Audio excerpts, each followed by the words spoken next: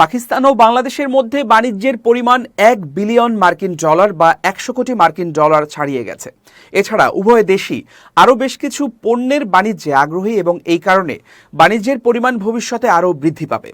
পাকিস্তানে নিযুক্ত বাংলাদেশের হাইকমিশনার মোহাম্মদ ইকবাল হোসাইন খান রাজধানী ইসলামাবাদে দেশটির সংবাদ মাধ্যম জংয়ের সাথে কথা বলার সময় একথা জানান। সোমবার এক প্রতিবেদনে এই তথ্য জানিয়েছে সংবাদ মাধ্যমটি। দ্য নিউজ ইন্টারন্যাশনাল বলছে, হাইকমিশনার মোহাম্মদ ইকবাল হোসাইন খান রোববার দেশটির পাঞ্জাব প্রদেশের কাসুর ও ফয়সালাবাদ সফর করেন এবং ব্যবসায়ী সম্প্রদায়ের সঙ্গে দেখা করেন।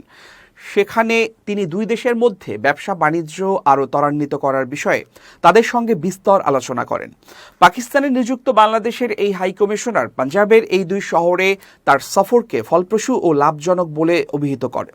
ছাত্র জনতার গণ আন্দোলনে শেখ হাসিনা সরকারকে ক্ষমতাচ্যুত করার পর ইকবাল হোসাইন গত মাসে রাষ্ট্রদূতের দায়িত্ব গ্রহণ করেন এবং হাসিনা পরবর্তী সময়ে তিনি পাকিস্তানে বাংলাদেশের প্রথম রাষ্ট্রদূত। হাইকমিশনার ইকবাল হোসাইন খান বলেন, বাংলাদেশে পাকিস্তানের অনেক পণ্যের ব্যাপক চাহিদা রয়েছে এবং পাকিস্তান বাংলাদেশের অনেক পণ্যের জন্য একটি লাভজনক বাজার। তিনি বলেন, এটা সন্তোষজনক যে 15 বছরেরও বেশি সময় পর দুই ভ্রাতৃপ্রতিম দেশের মধ্যে বাণিজ্য পুনরায় শুরু হয়েছে।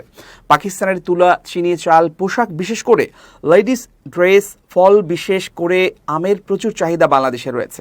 অন্যদিকে বাংলাদেশ আনারস, পাট, ওষুধ, পোশাক পাকিস্তানে রপ্তানি করতে পারে। হাইকমিশনার বলেন, দুই দেশের মধ্যে সহযোগিতা ও বাণিজ্য বৃদ্ধির সীমা হল আকাশ।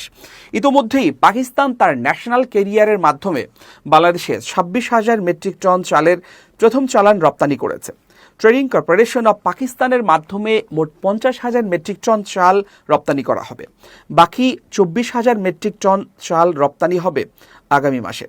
বাংলাদেশ ট্রেডিং কর্পোরেশন চাহিদা মেটাতে সরকার টু সরকার ভিত্তিতে পাকিস্তান থেকে চাল কেনার আগ্রহ দেখানোর পরে টিসিপি গত বছরের ডিসেম্বরে একটি দরপত্র জারি করেছিল। এছাড়া আরেকটি দরপত্রে কোম্পানিগুলোকে বাংলাদেশে চাল বিক্রির আগ্রহ প্রকাশের জন্য 27 ফেব্রুয়ারি সময়সীমা বেঁধে দেওয়া হয়েছে। দরপত্রে উল্লেখ করা হয়েছে, 60% চাল চট্টগ্রাম বন্দরে এবং 40% চাল আরেক সমুদ্র বন্দর মোংলা বন্দরে সরবরাহ করা হবে। আর এই চালান করাচি বন্দরের মাধ্যমে পাঠানো হবে। চাল অবশ্যই 50 কিলোগ্রাম পলিপ্রোপিলিন ব্যাগে প্যাক করতে হবে এবং ব্রেক বাল্ক কার্গোতে পাঠাতে হবে।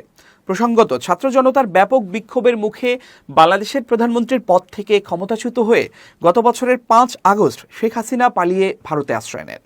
হাসিনার পতন ও দেশ ছেড়ে ভারতে পলায়নের পর বাংলাদেশ ও পাকিস্তানের মধ্যে সম্পর্কের উষ্ণতা এবং বাণিজ্যিক ও কূটনৈতিক ঘনিষ্ঠতা বৃদ্ধি পেয়েছে।